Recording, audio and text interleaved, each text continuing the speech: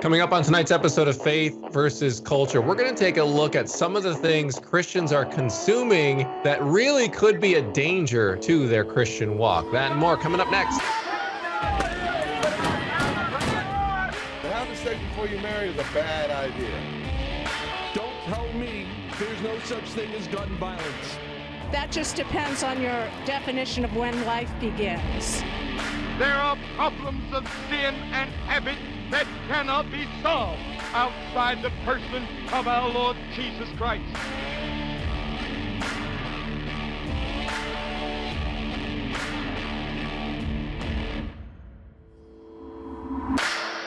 Well, hello and welcome to this episode of Faith versus Culture right here on the CBN News Channel. My name is Dan Andros. I am the managing editor of CBN's FaithWire.com and joined as always by Billy Hallowell, also of CBN's FaithWire.com, for a good conversation today. Billy, how's it going? I'm doing well. How are you? Good. And you had a great conversation with Pastor Mike Signorelli, who we're going to bring in here in just a second, talking about the new Disney Pixar movie, Turning Red, and a warning for Christians, really. Yeah, you know, the themes in movies are important. I think a lot of times we get a little lax as parents, or we're so busy we don't really realize what's in films. And so this particular movie, there are a number of things, not just topically, you know, content-wise, that are a little advanced for kids, but there are also some spiritual issues that we talk through. Yeah.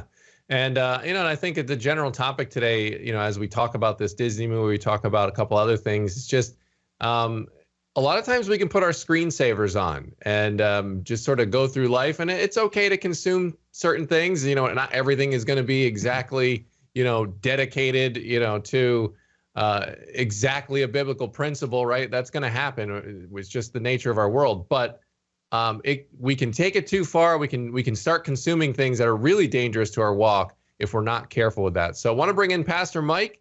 After he had this great conversation with Billy on our YouTube channel. You can see it there. So Pastor Mike, thanks for joining us for a few minutes here today. Absolutely. Thanks for having me. Yeah, so let's just start off. What motivated you when you saw all this? What was the trigger to sort of get you to speak out about this? Yeah, absolutely. Well, we've all heard it said, but it's not the water, around the boat that sinks it. It's the water that comes into the boat that sinks it.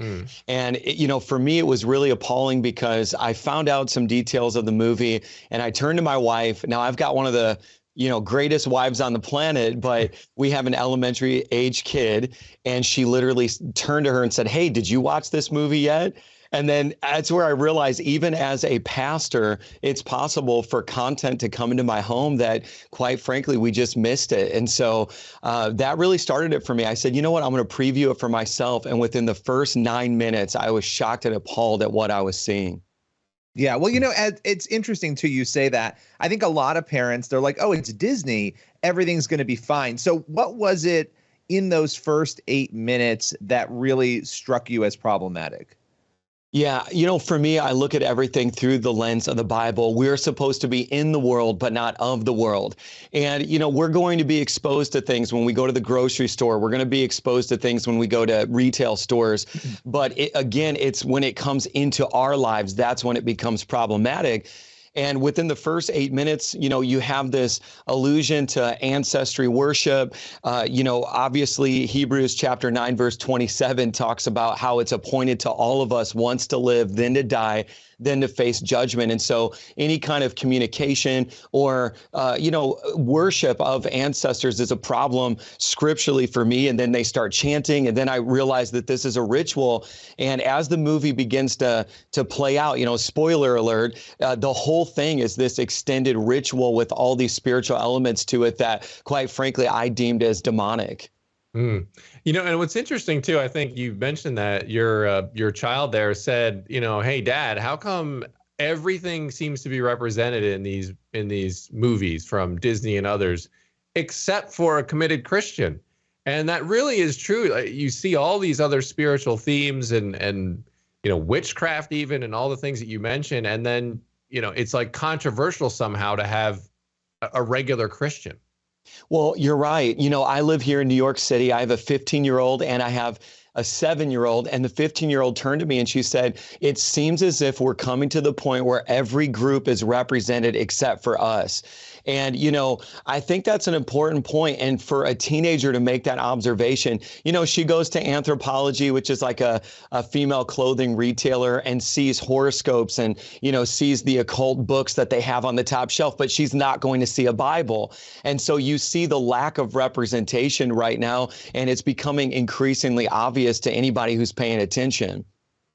Yeah, I mean, how important, you just brought up something else that I think is really interesting, these occult books. I was at Barnes and Noble. I shared this with you when we talked the other day, and, looking at books, and there's board games. My kids are with me. And then there's the Ouija board, like right in the middle of all these board games out right at Barnes and Noble. I mean, how important is it for us to be talking? And I know it's challenging. I have a 9-year-old and a 6-year-old, right? So you're trying to figure out, how do I talk about these things with my kid in an age appropriate way? But how important is it for us to figure out how to do that? Well, if the Bible talks about it, we talk about it at home. That's kind of my rule. Exodus chapter 22, verse 18 is like a very strict prohibition on, taking the sacred things of God and intermingling them, with these practices of other nations that were surrounding Israel. And, especially being here in New York City, I live in one of the most diverse neighborhoods of this city. And so my kids are going to be exposed to things, but that can be a great conversation starter as long as the standard is the Bible. But like you said, the bias is in what's not represented. You're not going to find Bibles at eye length in the shelving. You're going to find them around the corner on the bottom shelf. But you are going to see the occult, witchcraft, tarot card reading. Matter of fact, my 15-year-old, we plugged in the Wii U, and the default for the browser on a kid's device was literally a horoscope. And so that would be the first thing that she's exposed to. And you're never going to see scriptures represented as the default for a browser on an entertainment system for a kid. And so it's just becoming so painfully obvious at this point. Yeah, what do you say, Pastor Mike, to people who kind of take the other side of this? And there are a lot of Christians, I think, who take this side of things, and they say, oh, well, you're overreacting, and they're going to go crazy when they want to get out into the world on their own because they've not been allowed access to all this stuff. What do you say to that? Yeah, there's a difference between access and exposure. And we can't help, them from being exposed to things. But when they step into it, when they begin to practice it, that's when they start to open these doorways. And listen, I'm secularly educated. I used to teach journalism and English. And so I understand plot. Even with the movie, when I broke it down scene by scene in the extended version of my video, I really try to do diligence to, bring some levity to the conversation and balance it out. I don't want to be one of those extremists, like crazy emotional parents that, everything's the devil. But at the same time, if nothing's the devil, we also have a problem. And, where I'm at with this whole conversation is the best way to expose what's fake is to actually expose what's real. And so with my kids, I want them to have a real, authentic relationship with Jesus. When you meet the real Jesus, you'll always know a counterfeit Jesus when you're experiencing one. When you meet the real Jesus and there's real relationship with him happening in your home, my kids are encountering these things, and their discernment has increased to the point where they're like, I don't want to watch it. Turn it off. And to me, that's how I feel like I got at least an A- as a parent when those things happen. Yeah. And, it seems like, we're talking about this right now, and there have been lots of other Disney movies that have had similar themes over the years, even stretching back decades. But I do think the difference, you were talking about that analogy at the beginning, about, water's coming into the boat essentially, and the boat eventually sinks. Sometimes it's a little by little process, and that's how you get indoctrinated. I mean, that's how that happens. And you look out at the culture right now. I mean, we're talking about the Ouija board at Barnes and Noble. We're talking about the spell books and all these other things. I know you mentioned Teen Vogue. There was some articles in Teen Vogue a couple of years ago about witchcraft. This has become really something that's inundated everywhere. And so that's why it seems like this needs to be something that we're addressing and talking with our kids about, because it's probably only going to increase from here, I would assume. Absolutely. At one point I was an atheist, and I thought, that atheism was going to increase. I personally believe that people are more spiritually curious than ever. They're just finding it in a counterfeit power source. And so they're experiencing these things, and it is real to them. And, you know, we know that the devil comes cloaked as an angel of light. And so I would expect that the devil doesn't show up with a pitchfork and horns, but rather an alternative form of good that's not God. And that's really what we're being drawn into. You know, you mentioned Teen Vogue. I've talked about those articles. Right now, there's a hashtag on TikTok called Witch Talk. And so our kids are being exposed to these communities that say, hey, you know, we love you, we embrace you, we also are spiritual. And I mentioned this in the previous video, but, you know, it's like we take our kids to church for 70 minutes once a week, but they're binge consuming this content for hours and hours every day. And we can't figure out like when did we lose? But it was in the quantity, you know? Yeah.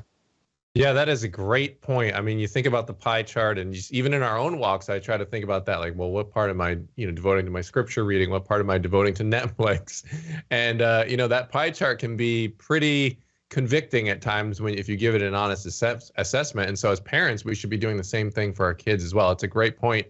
Pastor Mike Signorelli with us here. We are talking about some of these dangers really to the Christian walk that kind of creep in on us. Kicked off with the Disney Pixar movie Turning Red, and led to a wider conversation from there. So we'll dive in to this topic a little bit more on the other side of the break. This is Faith versus Culture. Back in a sec.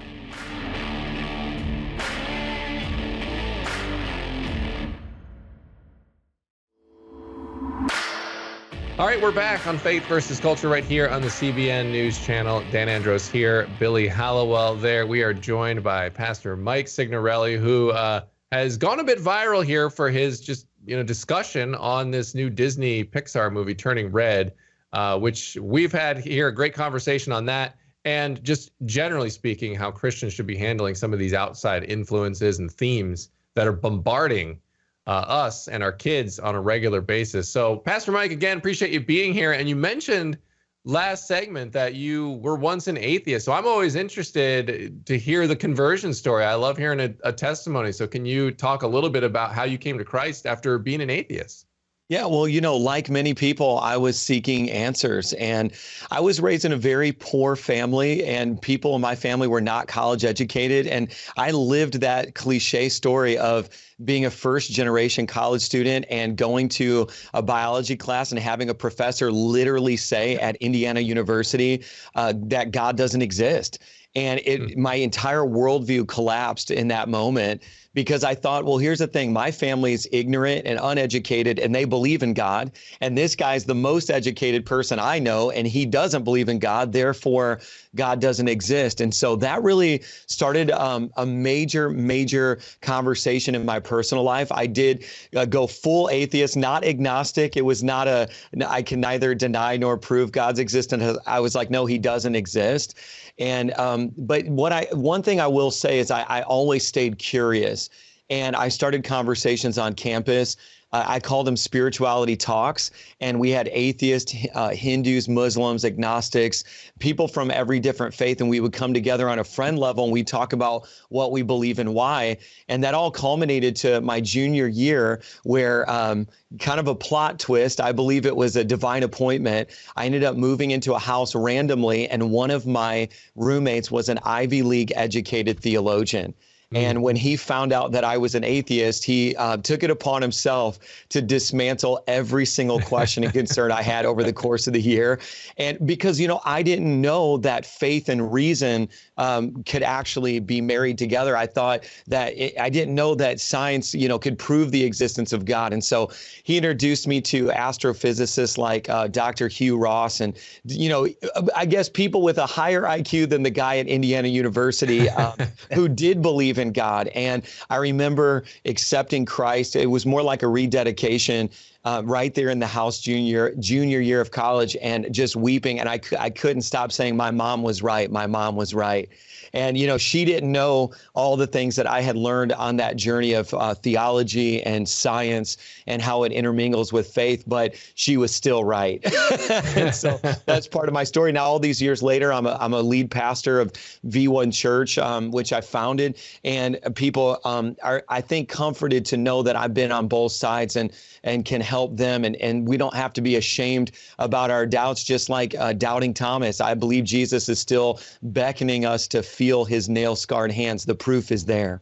Well, it's interesting that God kept you engaged and interested in discussions about faith even during that time, right? That's really intriguing to me, that you were having those meetings, you were sitting down with people of other faiths and hashing that out. A lot of other people, they would just push it away, forget about it, not think about it. Did you feel like in those moments that you were a militant atheist? Would that be how you would have described yourself? You know what? Okay, I've been thinking a lot about, this witchcraft occult conversation we're having. And I believe that even some of the most militant atheists, they want to believe that there is something spiritual or metaphysical to this reality. And to them, it might be quantum mechanics. To them, it might be. But I do believe that there is an insatiable desire that they have to enter into the spiritual realm, which is why we see this playing out. I remember early on in my teaching career, I was teaching English, and I went to a national teachers convention, and they had this renowned futurist. And this guy was not a Christian. He was not a preacher, but he gave a talk and he said, what can we expect within the next 20 years? And he was going through the list of things. And number one was that people were going to they're going to be seeking spiritual significance more so than any other known natural resource. And I remember that blowing my mind, and all of the teachers in the room just gasped, because we're all like, well, we teach social studies, how do we give our kids spiritual significance? But this futurist was saying, when we look at all the projections for the future, people are going to have natural resources, but what they're going to want is spiritual significance. So I think we all carry that desire. And most of the people that I've encountered and we've had extended dialogues about atheism have told me, I want to believe there's something else. Yeah, that's a great point. And, I agree with you. I think we all are embedded with that desire to understand who we are and why we're here. And, atheism, when you look at it and you run it down to its logical conclusion, I think shows that it basically is in contradiction, right? I mean, you ultimately land on no meaning. If we're all just molecules in motion, if we're all just, bags of gas going around and we're just, cells firing aimlessly and all of our reactions aren't really real, you ultimately land in a place where nothing means anything, and you have to borrow from the Christian worldview to make sense out of anything. Well, why be good for goodness sake? Because what is good? I mean, what is it? They'll use that statement, we're good for goodness sake, but who defined what good is? Where does that even come from? Yeah. So true. Well, I'll tell you what, the peace that I have from the moment I made that decision is not the absence of hard times, but it's the presence of God through them. And I'm telling you, this whole situation, I mean, kids are experiencing a lot of counterfeit spirituality, but at the same time, I see Gen Z and TikTokers and influencers rising up, preaching an unapologetic gospel right now. And because they're information junkies, these kids really are finding the answers. And I've been so inspired by what I see at the same time. Whenever you have the prophets of Baal, you're going to have an Elijah. And I believe that, there are so many kids that are rising up in this time. And I'm praying that my daughter Bella is one of them. Some of the things that the insights and things that she said through the last several months have confirmed that, God is always raising up young people who really, truly know him. All right. Quick question for you on, the spiritual elements here, getting back to the film, a parent who might say to you, oh, okay, but it's just a cultural thing. We're just studying this cultural thing and the other parts are make believe, we need to respect other people's culture. We shouldn't be that concerned about it. How would you respond to them? I would respond with Leviticus chapter 20, verse 6. I'd respond with the New Testament prohibition of witchcraft and occult practices. In the history of Israel, there were bordering nations that practiced things that were against what God had commanded. And it was okay for them to do commerce together. It was okay for them. There was, this regular interaction that they had, a relational interaction, conversations. The problem occurs when you begin to practice it. And when you have a child and I said this before, who is addicted to the songs that are in these movies, and they want to see it over and over and over again, that does become a gateway to practices later on in life. And so if you believe that certain drugs lead to a gateway of other drugs, you have to believe that certain spiritual observations and exposures actually open the door to spiritual practices later on. They desensitize us.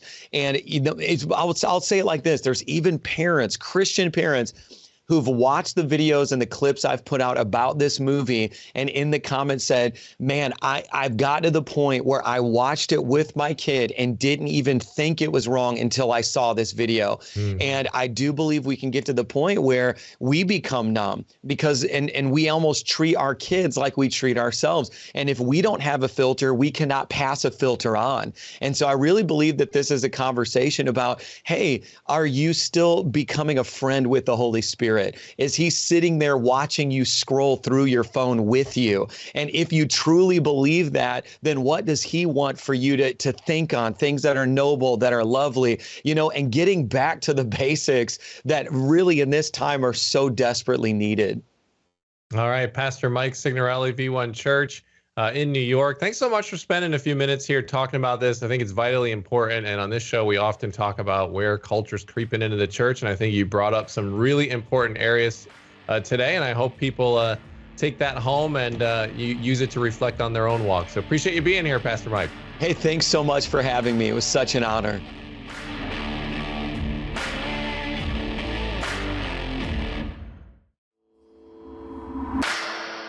All right, we're back here on Faith versus Culture. Dan Andros here, Billy Hallowell there. Billy, great conversation with Pastor Mike, and I think it gave us a lot to think about. Yeah, discernment. I mean, that's the key, right? Like as parents, we have to pass on. The goal is to get everyone to heaven, to get our kids to heaven, to have them love Jesus. We have to have a filter on our own lives in order to pass a filter onto them. Yeah, absolutely. And I think, we talked about that. I loved his point too on how much we're consuming. We go to church for an hour and then we sit there and consume 100 hours of Netflix in the week. It's like, well, what do you think is going to happen? Like it's just right. The definition of insanity is doing the same thing over and over again. And if you're wondering why you're turning out like to love all these other things, but you watch 1 billion hours of Netflix and this other content and a little slice of church, well, I mean, you kind of, you get what you pay for. So garbage in, garbage out. Exactly. All right, we will be back to close it out. On the other side of the break, this is Faith versus Culture.